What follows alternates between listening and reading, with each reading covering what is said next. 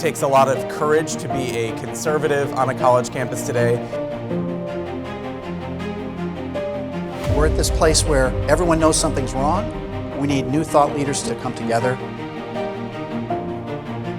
I don't know that it's possible to say, well, we'll just retake America. I feel like that ship has sailed. How can we go about curing the crisis of leadership that we faced in America? Good evening and welcome to ISI Society Leaders Conference.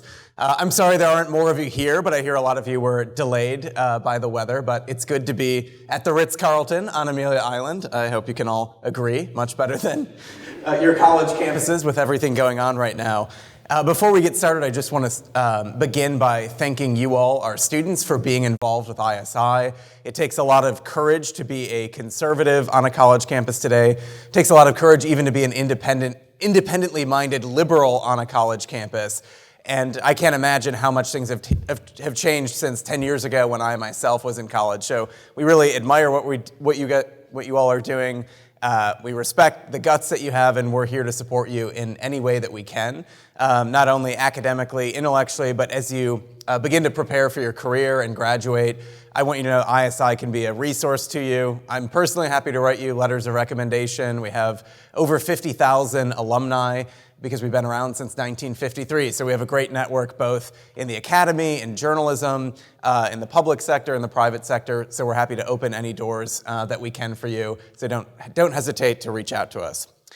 I'd also like to thank our staff who made this weekend possible, particularly Elizabeth for doing a wonderful job, along with Emily planning the event logistics for this weekend. There's a lot that goes into it behind the scenes, especially with changing flights, getting scrambled, so I really appreciate what they're doing. And also Marlo, who's done an excellent job leading our programs team this year. And I think you'll see with this weekend and then the other programs that we're offering throughout the spring semester, she's done a wonderful job with the editorial vision for the organization.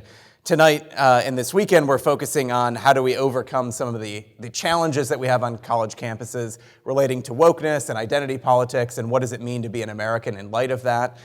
So hopefully the speakers will help equip you with that, but we don't want to leave you as conservatives only knowing how to oppose things that are bad and ugly. We also want to teach you and help you to love what you ought to love, what is beautiful, what is good, and what is true.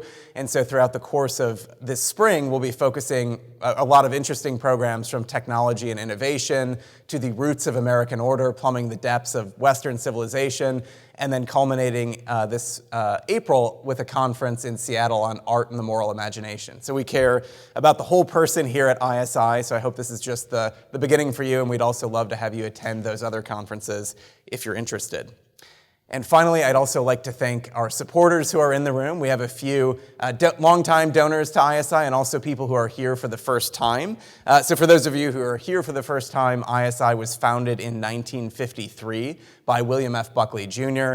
Our mission is to fill the void in the higher education system. We believe that a lot of the problems that we're seeing in American society today really had their origin on the college campus in the 1960s, and that campus culture has gone viral and infected nearly every major institution in American life. So we're hoping through ISI to go back to the source, and through our network of about 5,000 professors, we put on about 150 events a year. We have 125 societies, 75 plus collegiate network newspapers.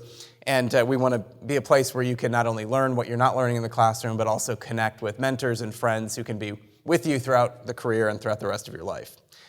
So without further ado, I will introduce tonight's keynote speaker, Joshua Mitchell. I actually met Josh, believe it or not, it was almost 10 years ago now, when I was doing a fellows program out on the Eastern Shore called the Trinity Forum. He came and lectured on his book, Tocqueville in Arabia, which is a wonderful book meditating on the differences between his students in Georgetown and the ones that he taught in the Middle East.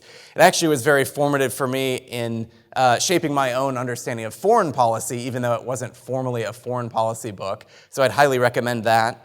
He also taught I believe it was a day-long seminar on Plato, and I had a million questions for Josh, and he was walking to his car, and it was right on the Chesapeake Bay, so it was absolutely beautiful. And he was saying goodbye, and he kind of turned and looked at me ominously and said, "Aristotle will lead you astray." And I was so confused because I loved Aristotle, and I didn't know what he meant. And I never found out, right, because I didn't see him for about 5 more years. But we reconnected in D.C. a few years ago. He's one of the greatest, I mean this sincerely, one of the greatest living conservative minds today. He's just very prescient in his lecture tonight on identity politics. I think you'll find fascinating. We heard someone at our homecoming event say, another lecture on identity politics. I've heard this a million times. And then afterwards, they were like straight at the table purchasing a copy of his book because they said, I'd never heard someone talk about it like this before. So Dr. Joshua Mitchell is currently a professor of political theory at Georgetown. He has been chairman of the government department there. During the 2008 to 2010 academic year, he took leave from Georgetown and was the acting chancellor of the American University of Iraq. In 2013, he wrote Tocqueville in Arabia, Dilemmas in a Democratic Age, which was published by the University of Chicago. He has most recently finished a book entitled American Awakening, Identity Politics and Other Afflictions of Our Time, published by Encounter Books. And his next book-length project will be called The Gentle Seduction of Tyranny. In addition to teaching at Georgetown, he writes extensively on contemporary American politics.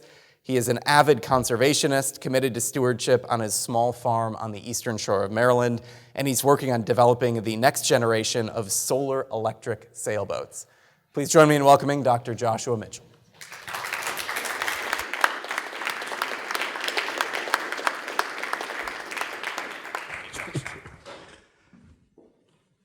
I don't remember saying that to Johnny, but it sounds like something I would have said. Many, many years ago, in 1989, when I was finishing up graduate school, like so many of us, I didn't have a job. And so I taught for a year in the Common Core at University of Chicago. And I'd read fragments of Tocqueville, but never the whole book, which is an absolute embarrassment. And I was going to teach it, and I sat down to read the author's introduction, which is 11 pages long. And I spent 3 hours on the author's introduction, and I closed the book, and I said to myself, you will spend the rest of your life with this author, and I have. And as a plug, I would recommend, first of all, that you all go out and buy that in hard copy, because it needs to last the rest of your life. And I also tell my students everywhere I go that if you leave your undergraduate institution and you don't have 12 hardcover books, the greatest books that you think have ever been written, that you will carry with you for the rest of your life, then you have been betrayed by your institution. So that is your charge, to find the 12 books and then go on from there. But you need to find 12 books with whom you will be communing for the rest of your life. Tocqueville. So I'm going to give a big picture tonight. It's on identity politics. I'll occasionally jump into Tocqueville, but I'm not sure. I think Nietzsche is actually more helpful to get us to think through identity politics, but you'll see there's an interesting nexus between the two. So he writes Democracy in America, first volume, 1835. The shadow of the French Revolution is over that whole book. And if you look at the last sentence of the author's introduction, he says, while the parties have busied themselves with tomorrow, I have tried to see the whole of the future. Now, what was he saying? What he saw already in 1835 was that there was going to be a huge split politically. And you can look at Democracy in America as an attempt to find some thin middle ground between left, which I'll talk about in a minute, and a certain kind of right, which he was a little concerned about. I don't think it's the right that we have in America today, but he could see this great split emerging. And I think what we have in America today, and really around the world, is the disappearance of this Tocquevillian middle. And I think it's disappearing in 3 senses. One, there's the middle between the left, which is concerned with false universalism, what Tocqueville called incomplete religions. And by this he meant the French Revolution, but to this we could add Marxism and identity politics. all of which, in Marx's words, call for the abolition of the current state of things. That's a quote. So between the left and what we could call the reactionary right, which longs for a re-enchanted world, the middle Tocqueville thought would require the mediating institutions, families, churches, etc., which conservatives have talked about a great deal, but I think this needs to be the center of the movement going forward.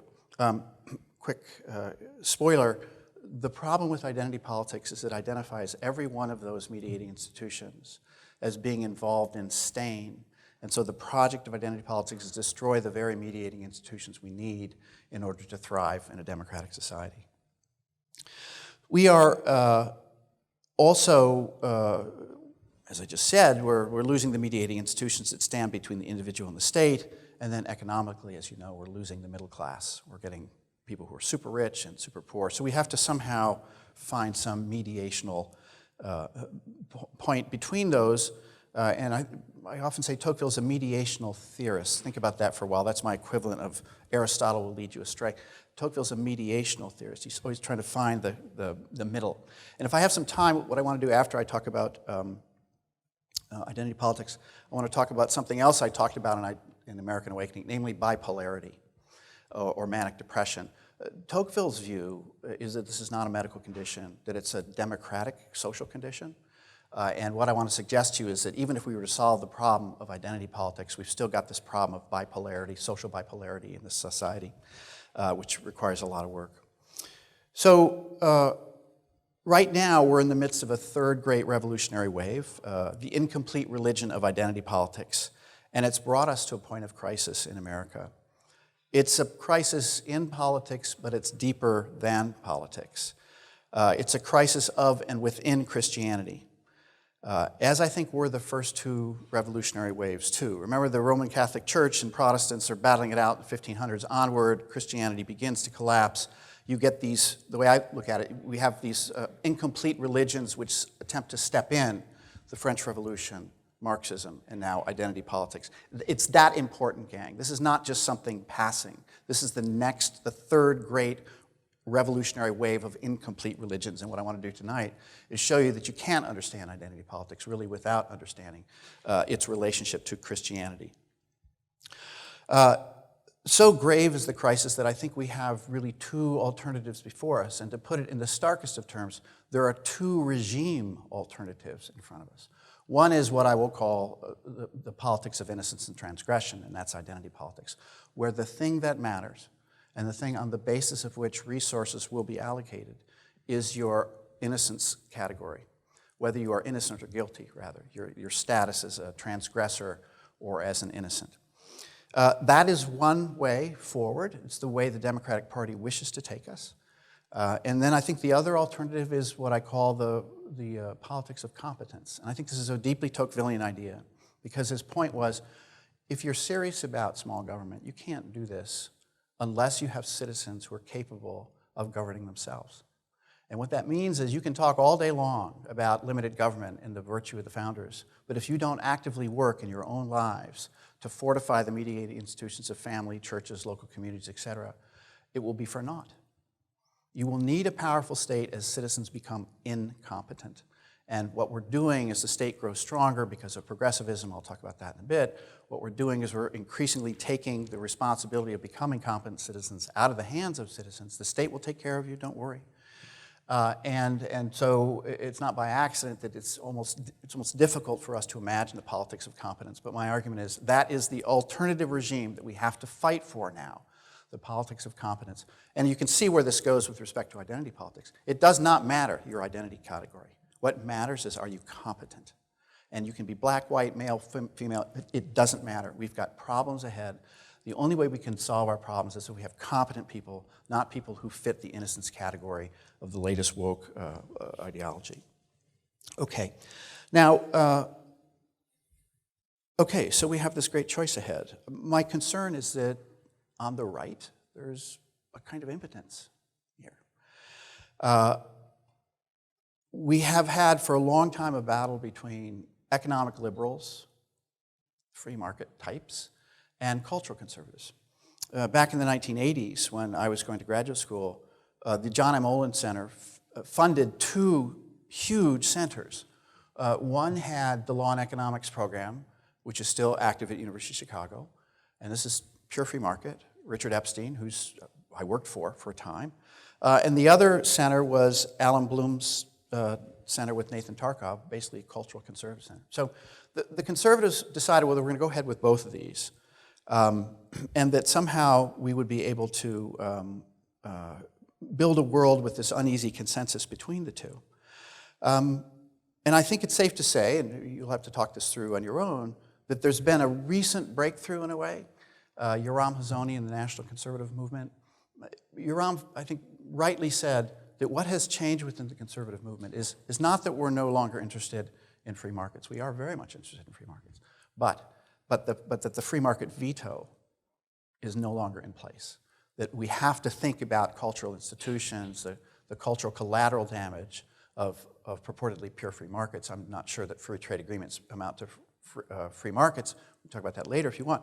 But that has been a bit of a breakthrough, and I think this has given an opening to a lot of people thinking, well, the conservative movement is going to be refortified because of this breakthrough. That may be true, but I think even with that reorientation, that slight reorientation, it's not going to be enough. And the reason why is because while I was at Chicago studying with Alan Bloom and taking classes and working with Richard Epstein, I also took courses in divinity school. And in divinity school, they weren't talking about free markets, and they weren't talking about the cultural inheritance, the richness of our traditions. They were talking about guilt and spiritual debt. And the conservatives weren't really involved with that group. But my question for you today is, where in the conservative movement is there a way to think through the problem of guilt and debt? Cultural conservatives understand the debt we owe our forefathers. Economic conservatives understand debt in the literal sense, and that's important. But I think there's a different kind of guilt. And it turns out to be actually really important because everywhere I go, and every newspaper article I read, and every TV show that I watch is concerned with this guilt and how to address it. And conservatives don't have a way to talk about that kind of debt, kind of spiritual debt. And so I would ask the question, don't we really have two economies? Don't we have a material economy and a spiritual economy? The material economy is one which is growing, and there are so many of members of our ranks who will say, well, things are getting better all the time. What's the problem here? But there's some other kind of economy here too. And the proof of this, there's many proofs of this, but if you go back to the Gospels, think of Judas. Judas was the treasurer. Judas decides to betray Christ when oil, which cost 50 pieces of silver, was used to buy the oil to pour out on Christ's hair and feet washed with Mary's hair. And Judas feels betrayed. And Christ says, well, the poor will always be with us. Now, this is not a kind of callousness on his part. It's an admission that there's a different kind of economy going on here. And Judas betrays Christ because he was, there's only one way to put this, he was a social justice warrior. And his view was that the revolution that had to occur was going to involve the actual money. We're going to do a redistribution. And so Christ wasn't the social justice warrior that he was expecting. There's a different kind of economy. Another example, great example, nobody pays attention to these things. The opening passages of Luke. There's going to be a census, and the whole world is going to be measured. What does that mean? Think about today, digital economy. We're going to render everything as a digital bit. That's the census that was right there at the beginning of Luke. The whole idea was that we could measure the whole of the world, capture it within our scheme. But Mary and Joseph and Christ aren't in the hotel, where the place that's taxed and measured. They're out in the manger, out beyond the place where you can measure things. I mean, that's an announcement that there's something else going on here. And what I'm suggesting to you is that the left has this fixation on spiritual debt, and conservatives don't even know what they're talking about. We're talking about the debt we owe our fathers and economic debt. And I want to be clear, those things are very important. But I'm saying part of the reason why we can't respond to this is because this is a deeply deformed Christianity. It's a deeply deformed understanding of debt and how we can pay the price, which is why, it's part of the reason why it's captivated everybody in America. I'll talk about this a little bit more.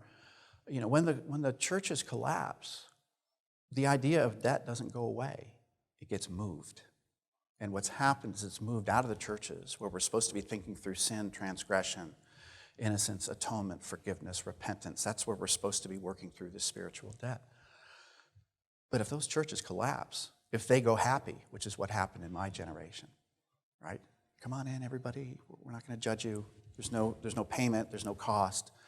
When that happens, the idea of debt doesn't disappear. It moves. And that's what identity politics is. It's the migration out from the churches of the category of transgression and stain. Let me just say something about what I take to be the Achilles heel of identity politics, because as I said, it's a deeply deformed Christianity. The whole thing holds together on the idea that groups are unities, that there is this thing called white, and there is this thing called black, and there is this thing called woman. And of course, the irony is that identity politics seeks to give voice to the ones who have heretofore not had a voice. But in insisting that groups are unities, it has to rule out certain kinds of people. So Clarence Thomas is not a black man, in case you didn't know this, right? He's not. He's not considered black. So we're going to have this great leap forward. We're going to have a black on the Supreme Court. Joe Biden's going to nominate a black woman. But we have a black on the Supreme Court. But no, he's the wrong kind of black man. And I use this term, the right kind of black man, the wrong kind of black man, the right kind of white man, the wrong kind of white man. And while I don't want to really go into it, I think part of the supercharged electric valence of the Trump years had very much to do with Trump being the wrong kind of white man who didn't feel guilty, which is you cannot, it's an unacceptable arrangement within identity politics. And whether you like him or not, I think we have to observe this phenomena of Trump derangement syndrome, which I want to talk about later because it fits in with the problem of scapegoating, which is central to Christianity. And I want to move in that direction in a little bit. So the central problem of identity politics is it proposes that the groups are unified. And in America, what animates the whole thing is slavery and its aftermath. In Europe, what animates it is colonialism, World War I, World War II, the Holocaust. We're concerned with debts that have to be paid by one group to another. It's very complicated. For example, if we were to have black reparations, answer how you would address this issue. On the March of Tears, where the Indians were displaced, the arrangement that was made for the Indians was that they could take their black slaves with them as they marched out to the places where they're going to be deposited. So what does that mean? So are the Indians, do they have to pay reparations? Are they an innocence group? What about the blacks that own slaves? Because there were blacks who owned slaves.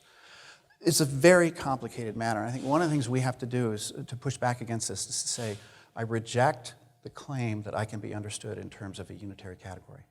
I don't check the box white anymore. I just refuse to play that game. And I think one of the ways this has to be addressed is through the census. Mike Gonzalez at Heritage has worked hard. He hasn't succeeded yet, but the census is a way in which the left is able to lock on to these so-called unified identity categories, Latinx, which Hispanics are now pushing back against, as you well know. So, but the point is there's a debt that has to be paid. And it's not clear how you pay it. So what is the European Union?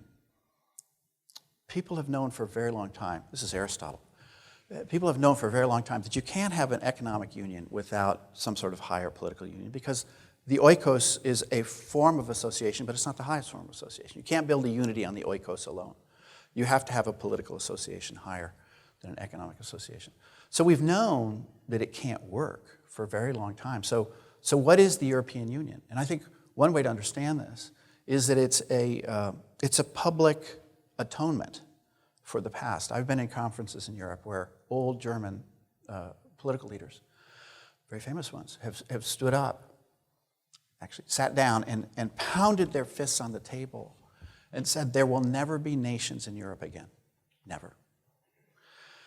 Why? Because the weight of guilt is so heavy. And so we're all working around this weight of guilt. How can you build a world where the weight of guilt is minimized? Well, for Europeans, it means doubling down on the European Union project, even though it can't work because the nation is the largest unit that we can actually do something with. Kant saw this, others, Tocqueville saw this clearly. But you can't because you've got this weight of guilt.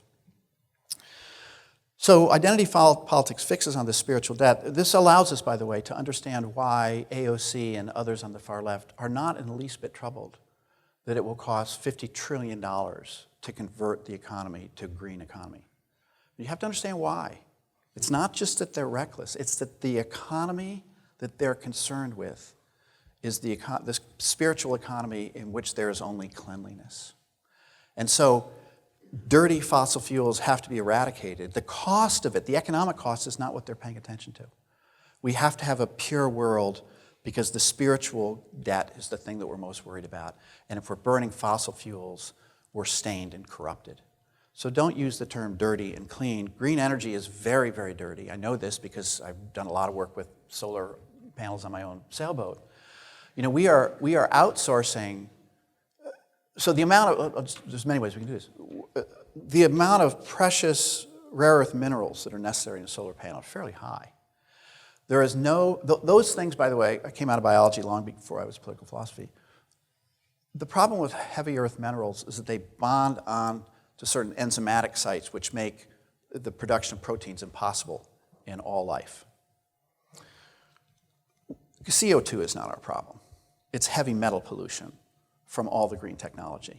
And we've outsourced all this. China is a cesspool, a heavy metal cesspool, because they're making all the solar panels. There's no clean technology. To be born and to live in the world of time is to be surrounded by dirt. God will make it pure at the end of time, but we can't fully escape dirt and filth and difficulty in the world of time. And the left has decided, no, we're at the end of time, and there's a convenient way to outsource these problems. We'll let China do it. All the heavy industry, well, that'll be done overseas. We're going to have a clean, pure environment. Europe doesn't want to burn fossil fuels, so part of their equation is to buy yellow pine from the southern forests of the United States, cut them down, turn them into pellets, wood pellets, ship them over on diesel tankers, and that counts as green energy in the green energy economy over there. There's filth everywhere, gang. We have to understand this. To be alive, I'm sorry to say this, is to be involved in filth to some extent. We try to make things clean, but there is no pure cleanliness, and the left is telling you there is. Okay, so we have to understand that. So let's talk about the deeper religious aspects of this here. The way I characterize it is we're living in a new Great Awakening, this time without God and without forgiveness. The first Great Awakening, Jonathan Edwards, think of the 1741 sermon, Sinners in the Hands of an Angry God. What was the first Great Awakening? It was an awakening unto guilt and sin and a desperate need to try to overcome it, to cover it over, Christ's wing. But somehow we're attuned to the guilt that we have and we have to get rid of it. And I should add that like the first Great Awakening, equality is not the watchword. Like the first Great Awakening, the issue is who's saved and who's eternally damned, who is irredeemable. We have to get this straight. While in some measure the left is pushing toward equality, no, here it's different, gang. We're talking about who's pure and who's not. And I want to emphasize this, and I will say this till I'm probably dead, and I'm not sure conservatives are going to listen. This is not progressivism. This is not multiculturalism. This is not cultural Marxism or socialism. All of those, by the way, took for granted that equality had won. So let me ask the question, so how is identity politics different from progressivism? So let me give you 3 stages of American history. This is very rough. So in the first stage, you had the founders. And as I said earlier, the founders believed that you can have small government, but only if you have citizen competence. So the first stage of American history, let's bring it up to the 1880s, was the founders' period where the whole thing was held together by citizen competence. Now the progressives, to their credit, saw that life was getting very complicated. And what they said was, listen carefully, we're going to hang on to the idea of competence, but it won't be citizen competence, it will be expert competence. Okay? They held on to the idea of competence. We have to get this straight. It's relevant because of where we are now. They held on to the idea of competence, but they rejected the idea that citizen competence was enough. The state had to step in. And of course, Tocqueville saw the implications of this. The more the state steps in, the less citizen competence develops, at which point the state can come along and say, see, our citizens aren't up to it. We have to have more state intervention. In Tocqueville's language, it's a vicious cycle of cause and effect. All right? So, but I think we're in a different stage now.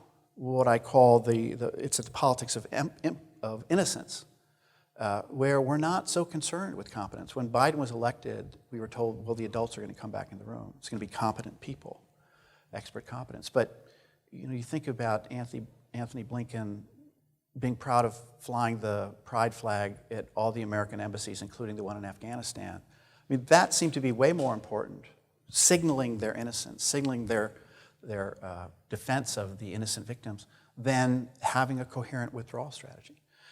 Shutting down the XL pipeline, Keystone XL pipeline, this is a signaling that we won't have dirty fossil fuels, and of course fuel prices have gone up, and having spent the better part of 15 years in the Middle East and 10 of them in Doha, Qatar, who do you think benefits when we cut down these pipelines? It's the Middle East and Russia. And then the border crisis, well, that Westphalian thing, Westphalian idea of national borders was put together by white Europeans. We can't have that. And then, irony of ironies, and some of you know this story, recent efforts by the Biden administration to nominate a black woman judge. Did you see the story in the Washington Post where it was revealed that Biden challenged in the 2000s as a senator the nomination of Honorable Judge Janice Rogers Brown, black? Go look at her videos in the Federalist. She has one of the most extraordinary videos that you'll ever see about what's gone wrong in America. She lived through the Civil Rights Movement. She's an amazing woman. She could have been on the Supreme Court. Biden put the kibosh on it in the early 2000s because she's the wrong kind of black woman. Okay? So you have now in the Biden administration innocence signaling going on.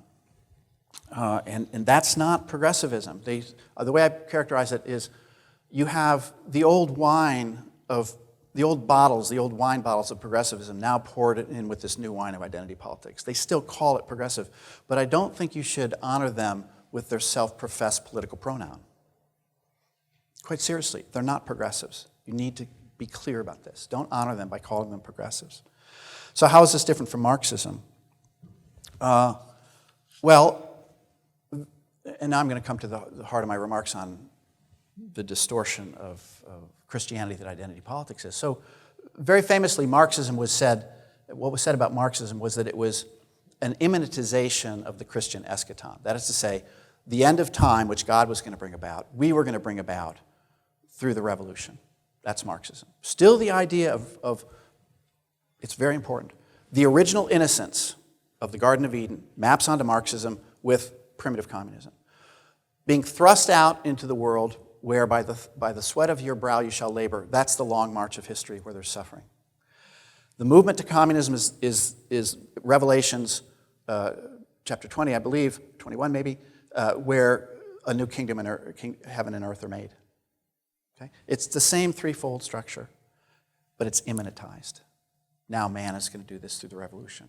That's why it's right to say, as Tocqueville did, that these revolutionary waves are incomplete religions. They take from Christianity certain things, but not all of it.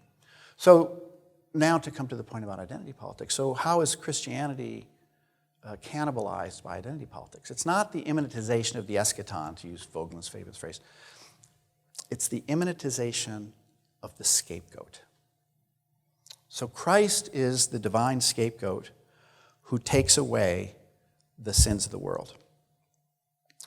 And what identity politics is doing is saying that rather than a divine scapegoat who, get this, for once and for all time takes away the sins of the world, rather than that, we have an imminent scapegoat, imminent meaning material, within the world.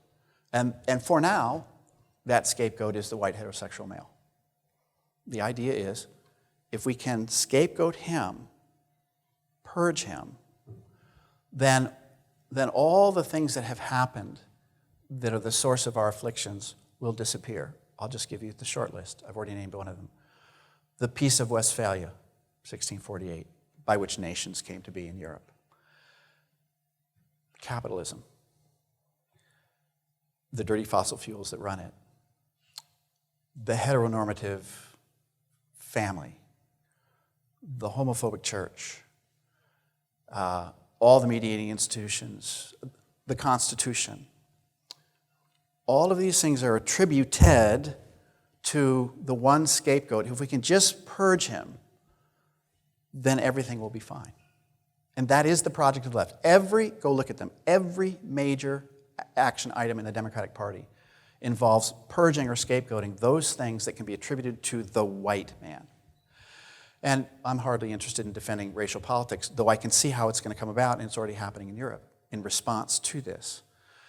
But what we have to do is to recognize that where you've got a divine solution to the problem of sin and brokenness, then it's once and for all time. But if you have an imminent one, once you purge the white man, once you send the young generation of boys off to pornography, drugs, and video games and make them disappear, well, you got to find someone else. And the next are going to be the Karens.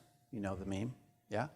It's the white women next. And then, irony of ironies, the next group is going to be black heterosexual men who believe in the family and believe in the church. They're next. And they know it. I work with a couple of groups of black conservatives, and they're not prepared to raise this issue right now, but they well know that they're next. So the pathology of identity politics is that, unlike Christianity that has one sufficient mediator who takes away the sins of the world, when you have an imminent one, once you get rid of him, and you can't blame him because he's poisoned or whatever, purged, his toxicity has been purged, you have to find somebody else. It's a never-ending schema, and you'll never be able to find an answer to this problem.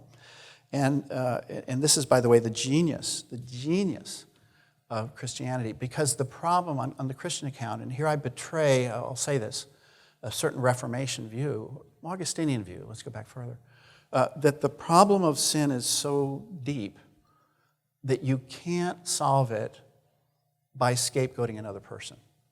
I mean, this is an astounding historical insight which changed the world. Because if you think that stain is something out there, then what you do is you purge a group. You go to war with another nation, another people. You say they are the source of the stain that I intimate that's around here. But the Christian claim, and it's so radical, is that you can purge every group you want, but the problem is always already inside of you. And there's no external object upon which you can vent your cathartic rage that can make that problem go away. It's an unbelievably radical claim. And my view is you can't get liberal politics without that claim. Because the natural disposition, gang, is to divide up into groups. I read Nietzsche probably way too much for my own good. But he said at one place, I can't find the quote, but it's precious. He said, to be prejudicial is to hate groups more than they ought to be hated. Think about that. What he's saying is the natural disposition is to divide up into groups. You've got to find some way to overcome natural tribalism. And as I said to you before, I've been in the Middle East for 15 years. It's all tribal. It's all family. And the miracle in the West is that we have, to some extent, escaped it. But we're falling back into it now. Because my argument is, as Christianity begins to recede, you don't get secularism. This is the great big lie. What you get is the return to the pre-Christian understanding of how you deal with impurities and stains. And the way you do it is, rather than looking to a divine scapegoat who takes away the sins, the stains of the world once and for all, you look to group after group after group. So what we're seeing here is not the replacement of Christianity by secularism. but the slow disappearance of the power of Christianity to forestall this pagan disposition to purge groups.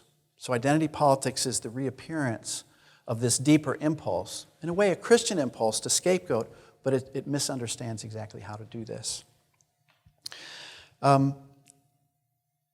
So transgression and innocence are theological categories. I'll go for a few more minutes because I think I really, in this group, I just have a sense we need to talk about these things. Okay? So transgression and innocence are theological categories. So how did it happen? How did it happen that they become political categories? Well, I've already given you the answer, part of the answer, earlier, which is that when the churches lose their way, when the churches want the God of love but not the God of judgment, and by the way, if you're a religious group, you have to have both. The churches have to have both. But unwilling to live with that, it chose the God of love only, and so the problem of stain and impurity and debt couldn't be resolved in the churches anymore. And that problem doesn't disappear because the churches decide they don't want to talk about it anymore. It migrates. And so when the Pew Charitable Trust does a study and discovers that more than half of Americans are now members of the nuns, you know this story? They have no religious affiliation. And people say, well, my goodness, America's losing its religion. My argument is no, they're not. They can find a way to think through transgression, innocence, and stain in identity politics. That's their religion. So America is the most religious it's ever been. We're having another great awakening right now. It's not a religious one. It's a desperate attempt to think through purity and stain, transgression and innocence within politics.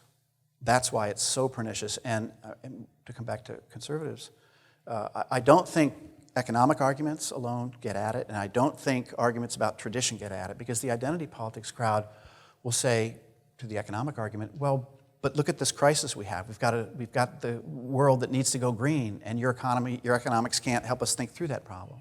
Or you're defending tradition, but we know that your traditions were implicated in slavery.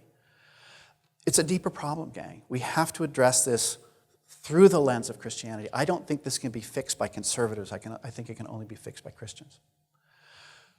The deeper problem, though, so I've talked about the 20th century problem in America, but the deeper problem was seen already by Nietzsche in the 1880s. In, I think, his most famous sentence, it's in the Genealogy of Morals, he writes, "It is the church and not its poison that offends us." Who is us? We Enlightenment people who've left the church behind. But not its poison. So what's its poison? The idea of equality, the idea of dignity of persons, the idea of human rights. He thought that the crisis of Europe was that God had died in Europe, but the Europeans couldn't yet admit it. And so they were going to spend the next many centuries in this halfway intermediate position, hanging on to the bits of debris from Christianity, but rejecting Christianity itself. And what I'm telling you is that from that vantage point, identity politics is perfectly predictable. Because what you have is the idea of the scapegoat, and then think of this other term that's always out there, the voiceless, innocent victim. We're going to give voices to the victims. And Christianity, help me out. Who is the innocent, voiceless victim? Christ, who is the one sufficient scapegoat who takes away the sins of the world. He stands without a voice in front of Pontius Pilate. Yeah? The voiceless, innocent victim. He is the paradigm that identity politics is using.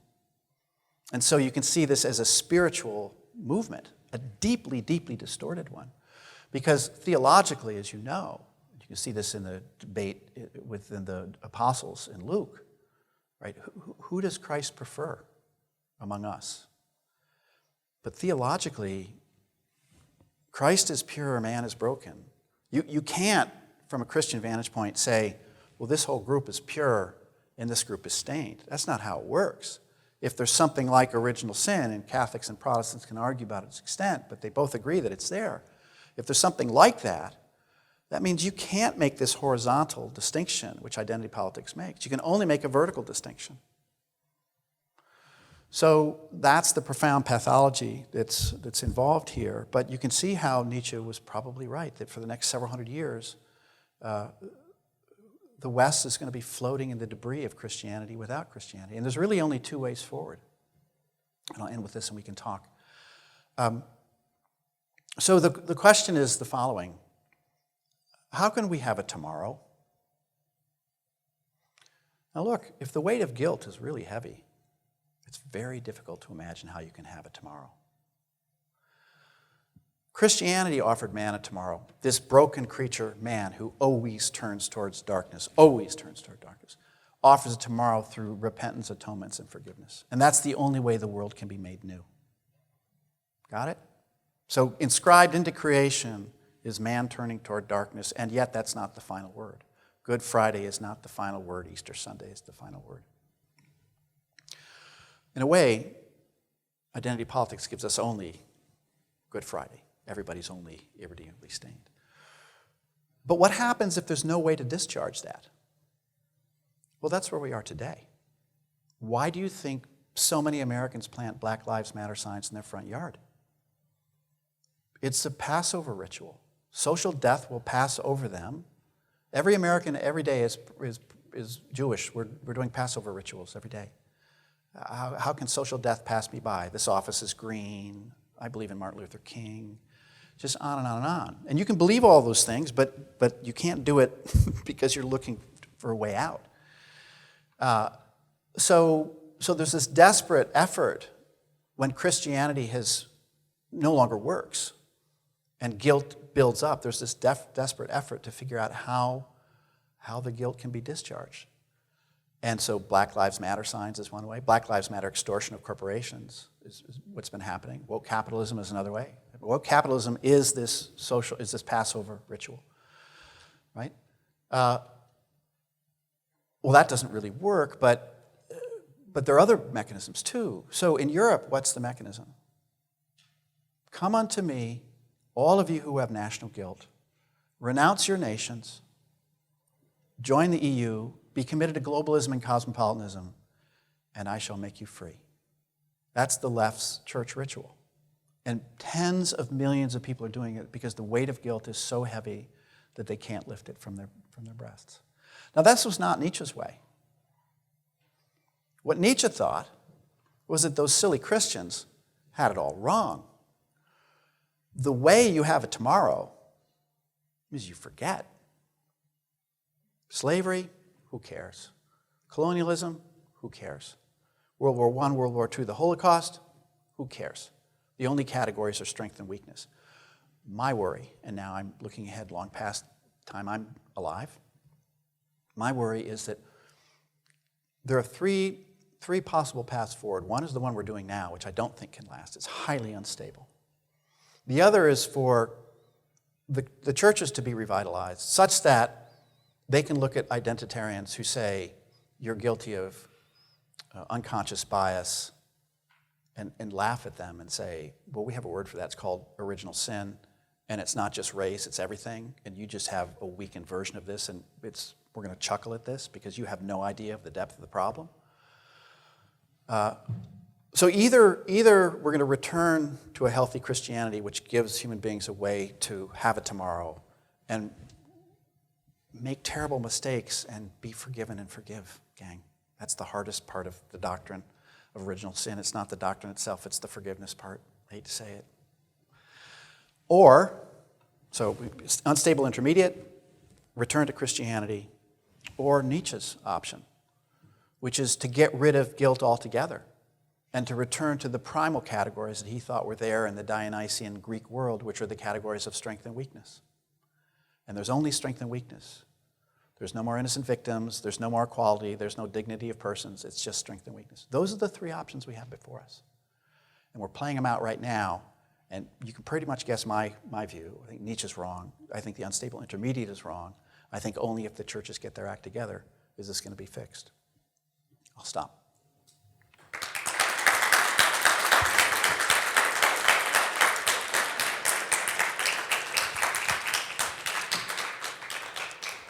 Thank you.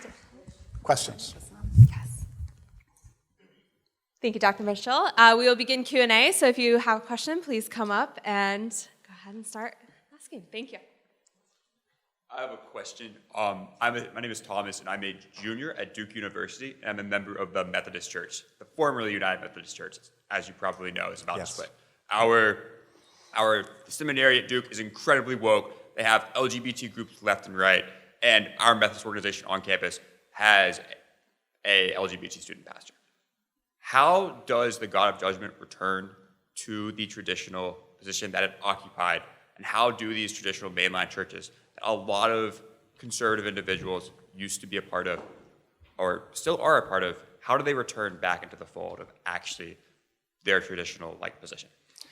Well, so my first answer to that is I do missionary work in the Episcopal Church, which is to say, it's hopelessly lost. So my response to that is almost the same, that it is the same as one I give with respect to the universities themselves. And even 2 years ago, I never would have given this, which is it's just not clear to me that they can make the turn. I think we're going to have new universities. There are, this, within the biblical tradition, there's this understanding of the remnant. And my sense of this is it's going to be remnant churches that pop up that fix this. This is not quite the Benedict option, because I think the churches have a responsibility to find their way in the world. So, but the Methodist Church, yeah, it's a big problem. I don't know. I mean, if we want to get personal, I've dabbled with the Anglicans. Let's just put it this way: I'm paying very close attention to certain Calvinists who, at least if you're Protestant, maybe Kuyper was right, that Calvinism is the only thing that survives Protestantism. And then to Roman Catholics, I would say, you too have a rich tradition. It's not for me an accident that the Eastern Europeans are able to push back against woke Western Europe, because they've got strong Catholic churches. And they can say, we know where guilt is supposed to be worked through. It's not out in politics. So I don't know what to say. I mean, look, you guys are living in dark times. I hate to say it. And you're going to have to struggle day to day to find kindred souls. But I think also, and this is why I'm writing The Gentle Seduction of Tyranny, is I think the biggest problem is probably in our own habits of thought and our own judgments. And I come back here to the God of love. I mean, very few of us want to move away from that soft and gentle God of love. Very few of us, to put it in more sociological terms, want to move away from empathy. I mean, empathy is in a way the great disease of our times. Because what we want to do with empathy, I'll just finish this, and I haven't fully answered your question, but I just want to talk about what we ourselves are going to have to overcome, forgetting the churches.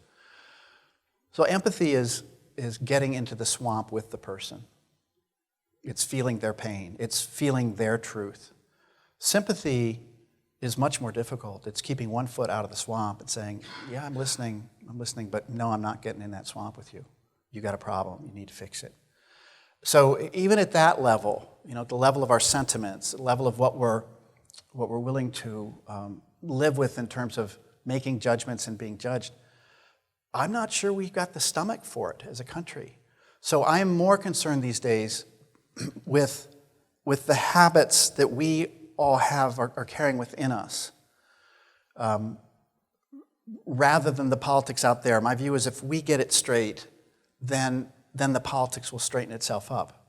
And this is what Tocqueville thought too, and this is what the founders thought too, right? If your citizens aren't getting it right, there's no way a government can fix it. So yes, it's a church problem, but I think we need to do some really hard work on ourselves and our friends and our families. All right, thank you. Sure.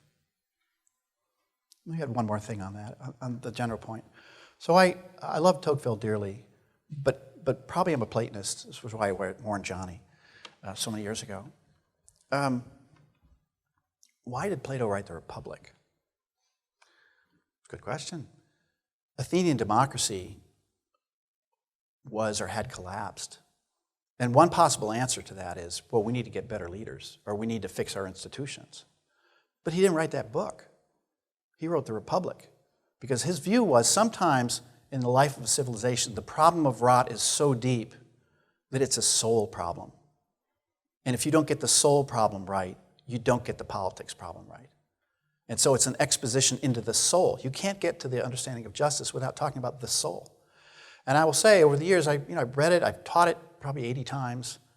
It's hit me harder and harder as life gets dark in America, that yes, you need to fight at the level of politics, but it's soulcraft too.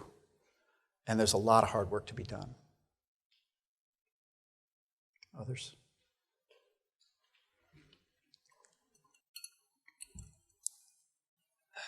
Hello, my name is Caleb. I have a question.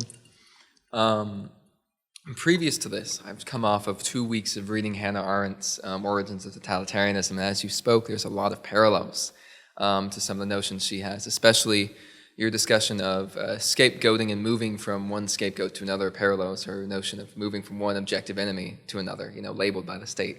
I was wondering what other parallels you might pick up between identity politics and, or maybe not parallels, but what totalitarian tendencies you might pick up within identity politics. Well, so I said cryptically, but not fully develop, a thesis, which was that what identity politics is going after are all the mediating institutions that we need in order to build a world well. Tocqueville says, he writes, "A tyrant will forgive citizens for not loving him, provided they do not love each other." It's an astounding insight. And Arendt, as you probably know, read Tocqueville a great deal. So shortly after the COVID lockdowns occurred, I wrote a short piece saying that if you wanted to produce a kinder and gentler despotism at the end of history, social distancing is the very best way to do it. I mean, we are now to the point where we're frightened to shake each other's hands. We're skirting each other by 6 feet in the hallways. Oh, this is a tyrant's dream. So I think identity politics can't really get off the ground in a Tocquevillian world. What do I mean by that? So in a Tocquevillian world, we are daily meeting each other face to face. And as I say to my students at Georgetown, I say, the problem with identity politics is that it's a premature assessment of who we are and who the other person is. Only in a world of social isolation could you even begin to conceive the idea that all white people are white, all black people are. It's just inconceivable. And what Tocqueville wrote and what he understood was that social isolation was going to be the great threat of the modern age. This is why bipolarity emerges, by the way. It's a great threat of the modern age, and that there's only one antidote to it. Feelings and ideas are renewed, the heart enlarged, the mind expanded, only by the reciprocal action of men one upon another. It's only through these face-to-face associations that we can build a world. He says, democracy unleashes an energy never before seen in human civilization. And this is ISI, this is all the other groups. You come, you think, okay, what's this group about? What am I going to do? And you walk away, and you've made a network of friends, and you've got 50,000 new ideas. Okay, that's what's supposed to happen in a Tocquevillian world. And we're all supposed to aim for that world. But identity politics is an arrangement which can only occur when we're no longer dealing with one another in these face-to-face associations. Face-to-face associations teach us that our imagined understanding of the other is always exceeded by what we find when we encounter the other. It's impossible to say, well, you're just white or you're just black if you have ongoing face-to-face associations. Because in the encounter, your understanding of yourself and your understanding of the other person changes. This is why Tocqueville defended what he called self-interest rightly understood, which was that form of self-interest constituted in and through relations with others. It's all in the mediating associations. So there's a story came out of Oberlin, some of you saw this in October, where a dormitory for women and transgender people blew up at the administration because cisgender men were coming in to fix the radiators. Do you know this story? This is emblematic of the problem, right? So you've got people who no longer need to count on other people. The students said tellingly, why couldn't they have come in the summer when we weren't here? We're trying, or at least so many of us are trying, I'm not, I'm doing my best to oppose it, although we all have the temptation. We're increasingly building a world of social isolation. So Facebook, selfie man, I mean, these are profound pathologies, gang. We've created selfie man. And selfie man doesn't need other people. And that can only happen, if you think through this Tocquevillian terms, only when the state has spread its net so wide that it's conceivable that we don't need other human beings. That those students in the dorm don't need the cisgender men. They can build a world where they can keep them away. And interesting enough, they want safe spaces. 95% of the dirty jobs in America are done by men. And so they want safe spaces to be built by cisgender men. Think about that for a while. Okay, so we're in this really weird place where, on Tocquevillian grounds, we don't need each other anymore. And the only antidote to that is for us to start reaching out to our neighbor and to build a world in our local communities and in our own universities. If I can have a follow-up. Sure. On pain of repetition, do you have hope that that kind of opposition to social isolation will succeed? So now I'll talk about bipolarity just for a second. So my view of these things is that it's like, it's an addiction. And the problem with addiction is that you sense the emptiness, and the way that you first respond to the emptiness is by doubling down. You spend more time on Facebook. You feel empty, so you spend more time on Facebook. The alcoholic who can't escape liquor, one of the first responses is to double down on the poison.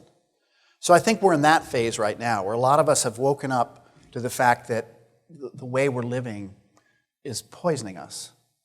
But we don't quite know what to do with it. But my view is, to carry on the addiction metaphor, I think we're going to have to hit bottom. Tocqueville once wrote that, I think the only way the Americans will escape tyranny is if they pass through it. They'll understand the full cost of the state lording over all of us. And I think we're in this strange position where we dimly know that selfie man, promises immense power. You can have friends around the world. That's great as a supplement to real friendship. But the problem is, and now I move to the third part of the book, and I'll just end with this.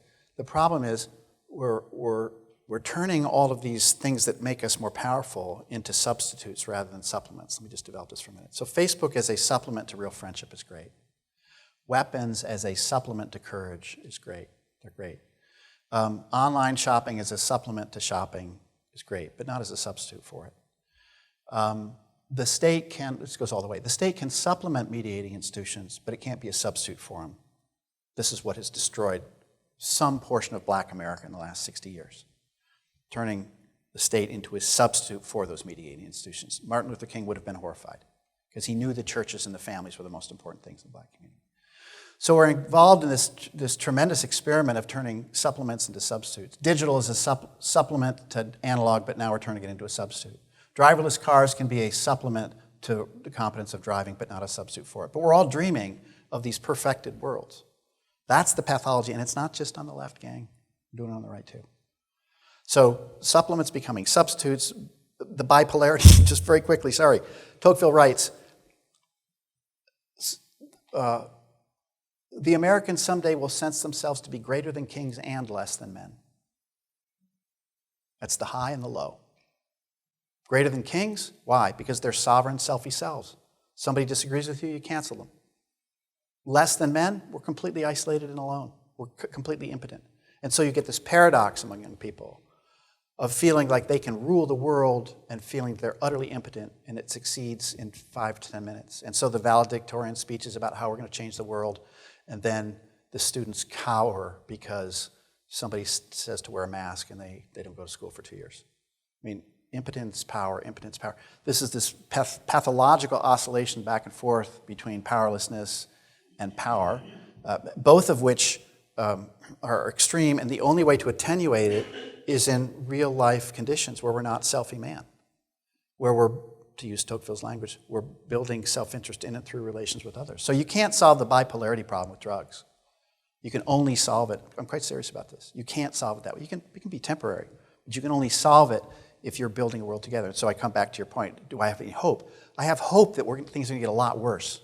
I have hope, because then at some point, people are going to say, oh, no, we have to go back to square one. I need to have real friendships, not Facebook. I need to go downtown and shop. I need to develop courage, not just have more weapons. On and on and on. I need to have a meal and know how to cook rather than ordering from Domino's. It just goes on and on and on, gang. So I have hope, but only because I know we're going to have to pass through a really dark period. But that people know what health looks like in some dim way. We're all sick right now. People know what health looks like, though. And so I think we can move past identity politics, because guilt can't be solved that way. I think we can move past the social bipolarity, because people need to build a world in face-to-face associations. And I think we can move past what I call substitutism, because it promises much but delivers little. And we want something real in our lives. Thank you. Sure. I just want to start off by saying I really like the way you express the things, like with the examples of the scapegoat. And I want to take it a little bit back to the Plato. You were talking about the Republic, which is something I have recently kind of been digging deeper into. And Plato, as you probably know, he talks about philosopher kings. And as someone who wants to go into public office someday, how would you give this message to where you can gain a certain degree of popular support? Because I think people need this message. I think America needs this message. But how can we get popular support around this message so where we can democratically, in this republic, be able to get this message to people who may not be able to understand it in such a way that is as high level, as college students could potentially be able to understand it? How could I be a philosopher legislator, for example? Well, let me lay out where I think we are and where we want to go. So, I think most Americans, even those on the left, I'll talk about my leftist students at Georgetown. I press them, and they can go 2 or 3 sentences into this identity politics thing, and then they go mute because they don't really know what it is or what they're defending. But I think there's a palpable understanding that we're, as they say, on the wrong track. That's real. And then people are looking around, and not enough people are saying things that make sense, and so they think, well, there must be something wrong with me. And Tocqueville did talk about this, right? That if you don't have what he called organs of opposition, if you have a thought that's new, that doesn't fit into the established self-understanding, then you think you're crazy. And there are a lot of people who are thinking crazy thoughts, but they're not crazy. It's just they don't quite fit. That's the first problem. The second is, that's the assessment of where I think we are. The second is now, so what do we do with the thinkers? And I do think that the conservative movement that fought back, but I don't think won against progressivism, but prevailed against communism abroad, that conservative movement, I think it's over. I think we need to learn from those guys. They were incredibly courageous. But I think we're at a new moment right now, which is why I keep saying this identity politics thing is a tremendous wake-up call to conservatives. The old tropes are not going to work. We have to understand this as a theological battle. And so there's that piece of it. But then, I look at Johnny and a younger generation it's your generation and one's Johnny's age, 10 years older than you. There's a kind of electricity and an ambition to, I'll sound Freudian for a second, to in a way supersede the fathers, to have a reverence for them, but to push past the things that might have worked in the Reagan years but aren't quite working now. Not to be against free markets, but to say free markets and to defend tradition, but to say, wait, but there's something else. And then I would say the race question, by the way. I think conservatives need to take it up in a serious way, and I think there's a way to do it, a really constructive way, but I don't want to go into it right now. So I think at the level of thought, what's happening is you're beginning to get a new consensus that's emerging. If you listen to CNN and MSNBC, they will say there's a war in the Republican Party between the never-Trumpers and the Trumpers. I don't see it that way. I look at Johnny, and I could name a dozen other people who I have more or less been in contact with since Trump came to office. And we all saw Trump as somebody who was going to clear away a bunch of stuff. And he did. And it made possible conversations among conservatives that simply would not have been possible. That's a good thing. Now, what will emerge? I don't know, but I'm a Tocquevillian. What I do know is that something will emerge. It will exceed our imagination at the moment, but it will only exceed our imagination at the moment if we keep working together, building these networks, talking with one another. And I don't know, in a few more years, we'll come up with a coherent way to answer this identity politics thing. The good news is it's blowing up in their faces right now. That's fantastic news. The question is whether, in my view, whether Republicans are going to find the candidates who are going to be able to speak to this in coherent ways. And at the moment, I don't see any of them. So we're at this place where everyone knows something's wrong. We need new thought leaders to once the ice has been broken, to come together, and we'll see what happens. But to me, it's very promising. Awesome. Thank you. Sure. Professor, you mentioned the nation as the largest unit we can work with in a Tocquevillian sense, but at the same time, national identity can be just as arbitrary as the racial categories that we mentioned earlier. What is the role of the nation in rejecting identity politics without falling into a sort of alternative identity politics based on the nation? So I agree with you very much that that I am very nervous when conservatives start talking about national identity. I think the word identity has to be purged from our vocabulary.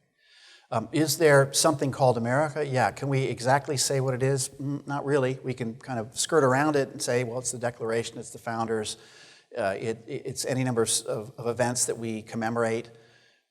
So I am very nervous about using the word identity and talking about national identity.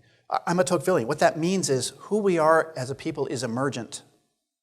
We can't say exactly who we are right now. It emerges through this thing that we Americans do really well, which is to bump into each other and somehow something good comes of it.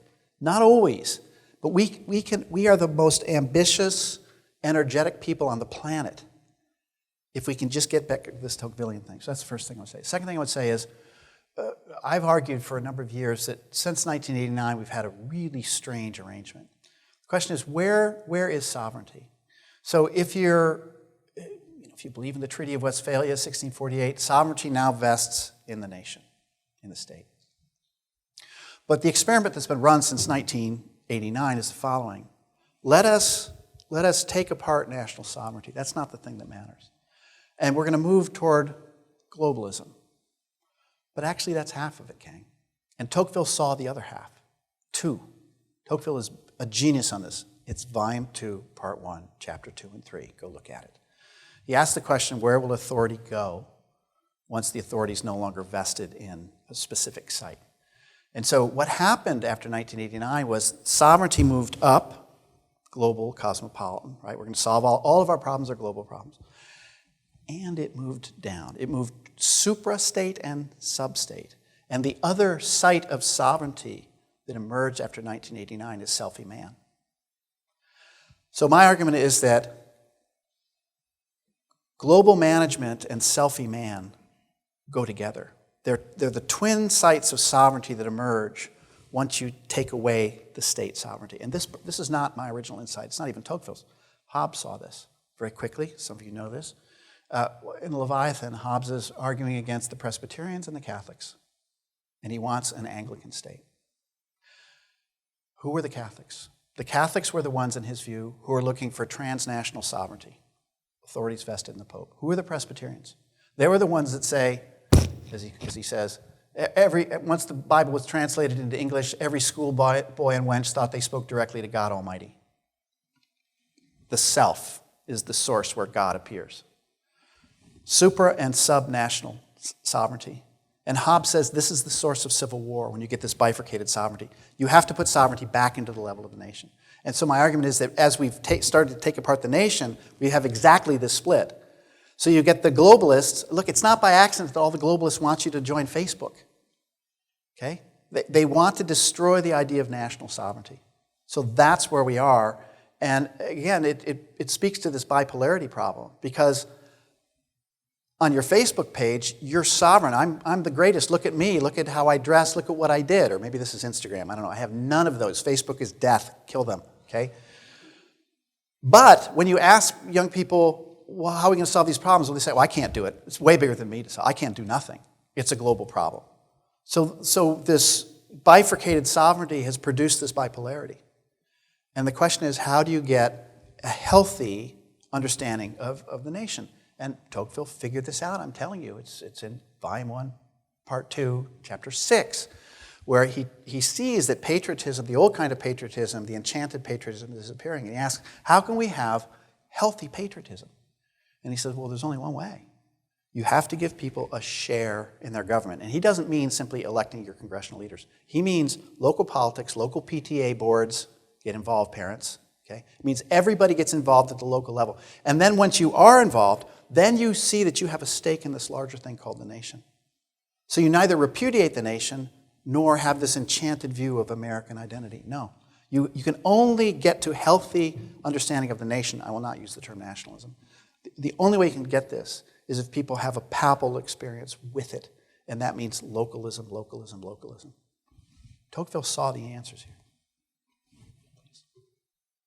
Go ahead. Okay. Others? Oh, you're going to wrap up? Okay, good.